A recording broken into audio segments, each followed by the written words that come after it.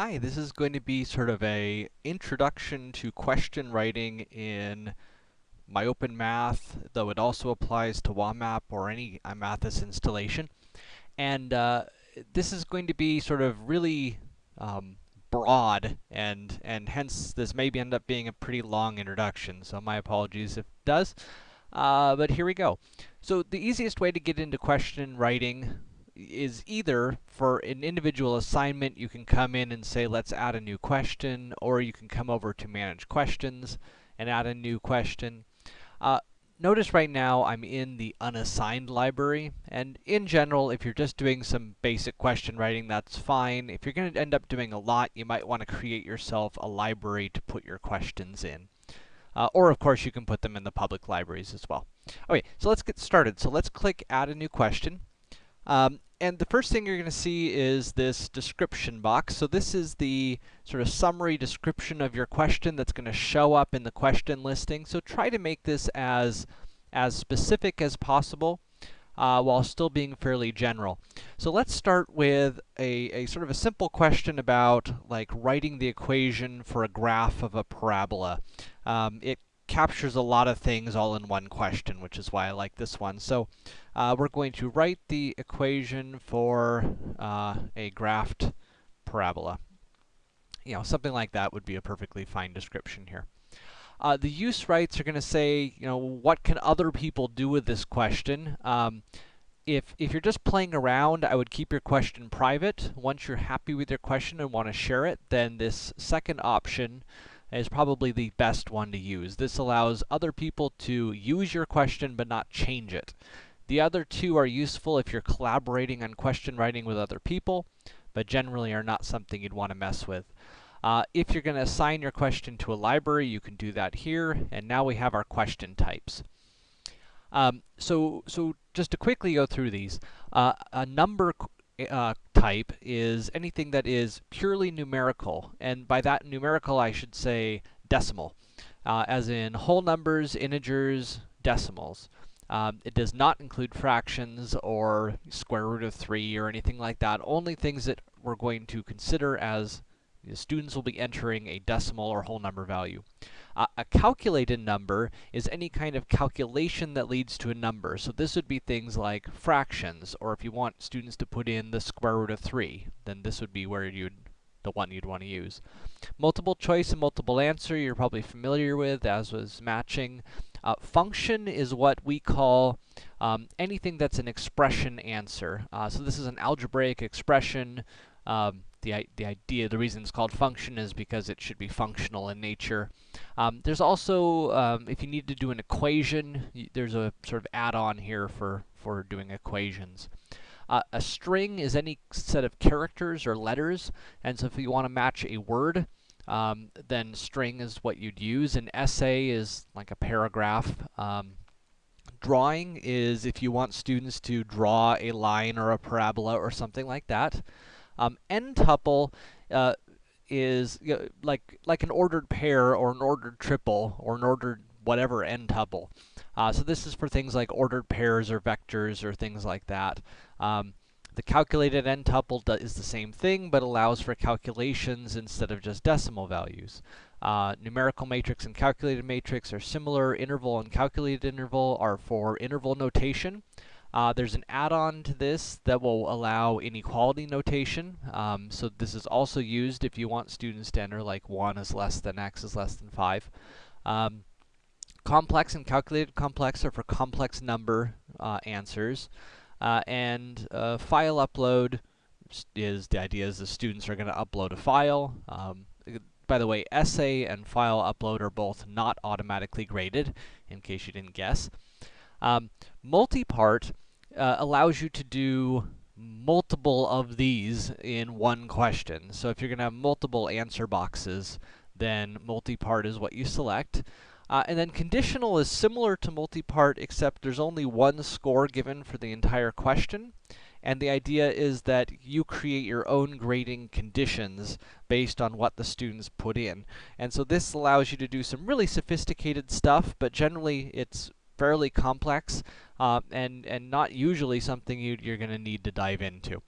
So in this case, we're asking students to, what were we doing? Writing the equation for a parabola, and so we need a function type question. Now, it's worth noting that if you ever edit any existing questions, you'll likely see this for-box entry occasionally. So this for-box entry was an older style of entry, where common control was stuff that was needed everywhere, question control was stuff that was only needed for display, and answer was stuff that was only needed for grading. But this just got sort of messy, and so we consolidated all of common control, question control, and answer all into just one big common control box. So if you're writing new questions, I would generally recommend just stick with the 2-box entry. It's going to make your life a lot easier. By the way, if you're going to be writing like multiple choice questions, you might find the tutorial style editor handy. It lets you write multiple choice questions in a more visual way, but we're not doing that, so we're going to stick with this. By the way, one of your best friends as you're writing is going to be this question writing help link here, writing questions help. If you pop that open, it's going to bring up the help, and this is going to go through a lot of things. Most importantly, it's going to have the macros that we're going to use for things like randomizing and stuff like that. And then for each question type, this will go through what's required in order for the question to work properly. So we'll refer back to this in just a second, but let's go ahead and get started. So the idea is we are going to need to come up with the graph of a parabola, and then have the students put in the answer for that parabola. So the first thing we're going to need is create a parabola. And I don't want to do anything complicated here, so I'm just going to mess, I think, with maybe vertex and stretch factor. No, I don't even want to do stretch factor. No, just vertex. We're just going to do vertex. So I need to pick the vertex. And so for that, I'm going to need a randomizer. So coming back to my help here, I'm going to hop over to my randomizers. And so for example, if I just want to pick a single result, I could just use the function rand. That returns a random number between the min and the max. If I wanted to do like in steps of 2 or in steps of half, then I could use this rrand, which does steps. If I want to make sure I skip 0, then I could use non-zero rand. Now, what I really want to do is pick two values, my h and my k from my vertex, but I want them to be different. And so the easiest way to do that is using one of these array randomizers, which returns multiple results. So I'm going to use this one, diffrands. So diffrands returns n different integers between min and max. So I got min, max, and how many I want. So I'm going to say h and k. Now notice I'm putting these dollar signs in front of these letters. The dollar sign says I'm defining a variable now. So this says variable h and variable k are going to be defined as diffrands, and maybe I'll go like -4 to 4 in steps of 2. Now, I could, if I wanted to, make sure that I don't have any zeros here. Do I want to allow the vertex, one of the coordinates of the vertex, to be 0? If I don't, then I could go ahead and tack on a non-zero on here. And let's go ahead and do that just for fun. Non-zero diffrands. Okay, so now I've got two variables h and k, which are random variables. Now, remember that this function is returning multiple values. In this case, I'm going ahead and assigning those two values to these two variables, and that's one way to do things. Another way we could do things is just say a equals this, non-zero diffrands, -4 to 4, and two of them. Now what's that going to do? Because I'm only defining one variable here, and this thing's returning multiple values, then that's going to turn a into an array. An array is a list of values in computer programming language, is a list of values. And so then I could reference those values using indexes. And we do an index using square brackets. So a index 0 Everything in computer languages is always 0 indexed, so you start your counting at 0. So a sub 0 would be the first of these two values, and a index 1 would be the second of those values. And so we could do this if we wanted to, but I think in this case, going ahead and defining our two variables like we did here is probably easier. Okay, so now we need to create our graph. So for that, we're going to come back up to the top of our help here, and we're going to look for, graph macros. That sounds good. And so we'll scroll down here, and here is showPlot. And showPlot is the standard function for plotting things. And so the first argument is funcstrings, which is a string or an array of strings having at least the first of these things. So at least we need to define a function. Now we can do other things, define color, starting value, ending value, min, max, starter markers. So, if we need to do like piecewise functions, this allows us to do that. But really, we just need something really simple here. So I think what we could get away with is saying plot equals, so we're going to create our plot using the showPlot function and then assign it to a variable. And the variable is plot. So we're going to do a showPlot, and keep in mind that, oops, I closed it. There it is. Keep in mind that this said funcstrings is a string or an array of strings. So a string, in order to indicate that something is a string in the language, we put it in quotes. And a side note here, there's two different types of quotes in the question writing language. There's double quotes and single quotes. The difference is that double quotes do what's called variable interpolation. In other words, if I write A times B, let's say H, actually let's do like H plus K here. If I were to write this, then what I might end up with is 3 plus 4, 5, whatever. Right, so the values for H and K would get substituted into the string. Whereas if I were to write the same thing with single quotes, I would end up with H plus K. In other words, it would not substitute those values in. So it's really important here that I go ahead and use those double quotes to make sure that I do what I'm trying to do here. Okay, so let's create our plot. So we're going to do x minus h plus k. Alrighty. Now notice I just stopped it here, and well, notice two things. One, I didn't put any of the rest of this stuff in here. Now I could have, I could go ahead and say comma blue, and then that would create the graph in, oopsie, I'm screwing things up here. Let me grab my help again. So that would then define the color for the graph, but I don't really need to. Now for showPlot, notice that after I put my function string, then I can optionally, whenever you see anything in square brackets in the help, it means it's optional. Then I could optionally put x min, x max, y min, y max. If I remember right, let's scroll down here. X min, x defaults to -5 to 5. Okay, so our default window is -5 to 5. I'm choosing values for the vertex from -4 to 4. Oh, that might get a little close to the edge, so maybe we'll go ahead and expand this out to like -7 to 7 instead. Alright, so now we've defined our, and somebody yell at me when I forget things, forgot my squared in there. And so now we've defined our graph. Now the next thing that we're going to need to do is tell it what the answer is. And the way we do that, if we come up to our help, if we scroll down to our function question type here, notice that it says we're required to define this variable, and the variable we have to define is the answer. So we need to define the answer, and we enter it as a string, so we're going to put it in quotes here. So we're going to define the answer, what we're expecting the students to type in, is x minus h squared plus k.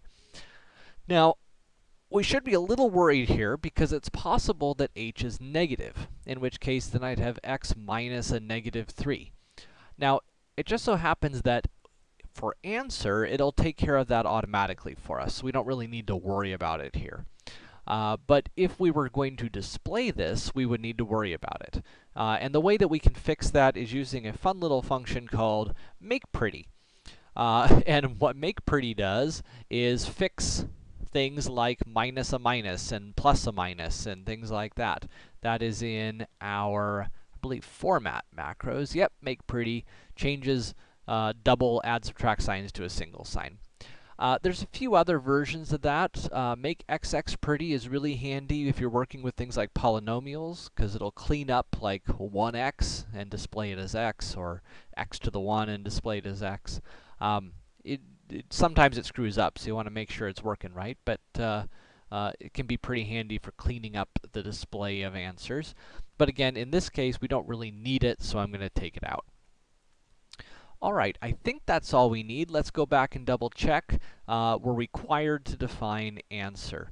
Now, there's a bunch of optional variables here that we could or could not define. The first of that is variables. It defaults to x. If we had our equation in terms of a different variable, let's say t or y or m or something like that, then we would need to tell it what variable to expect. Again, it expects x. If we have a function with a limited domain, we might want to tell it what domain to compare on, because it compares the student answer to the actual answer numerically at a randomized set of values. And so it's good to sort of tell it if it's got a weird domain. And then there's a bunch of other things we can do here. We could use require times, which allows us to put in some format checking. You know, if we want to make sure that the student's answer is in a specific format, then we could use require times. If we were doing an equation instead of a expression answer, then we would need to use this answer format equals equation. We could set tolerances if we need to. Some of these other settings are a little antiquated, but that is, yeah, that's everything that we really need to worry about here. Okay, so we've got ourselves an answer defined. Now we need to actually write our question. So now we can come down here and write our question. Now, if you want to get fancy, like use formatting and stuff like that, you have two options. One is to use HTML directly, if you're familiar with it, so you can do things like bold, and things like that. If you're not comfortable with that, another option is to toggle on the text editor, which will allow you to do more fancy stuff in here. There's a few disadvantages to this in terms of, you know, putting in backticks and stuff like that gets a little weird, but you can use it if you need to. I'm going to go ahead and turn it off because I don't need it here, because this is a really simple question. All we're going to do is ask the students, write an equation for the graph below. Now, we're going to drop in the graph. By the way, in here, if you just put a single return, then it's not going to honor that return. It's just going to run everything together. But if you put in a blank line between things, then it will maintain the blank line. Okay.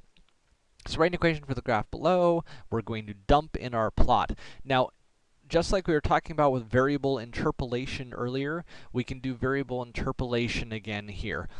Any variable that we have up here, I can put down here. So I could put h down here, I could put k down here, and the value for h or k would replace that variable in the question, which is how we do our randomized questions. In this case, I'm going to drop the variable plot in, which, if you remember, contains our plot. And then it's always good to preface, you know, in this case, it's really an equation, either y equals or f of x equals, whatever you prefer. I'm going to say f of x equals. Notice I wrapped it in these backtick symbols, or grave symbols.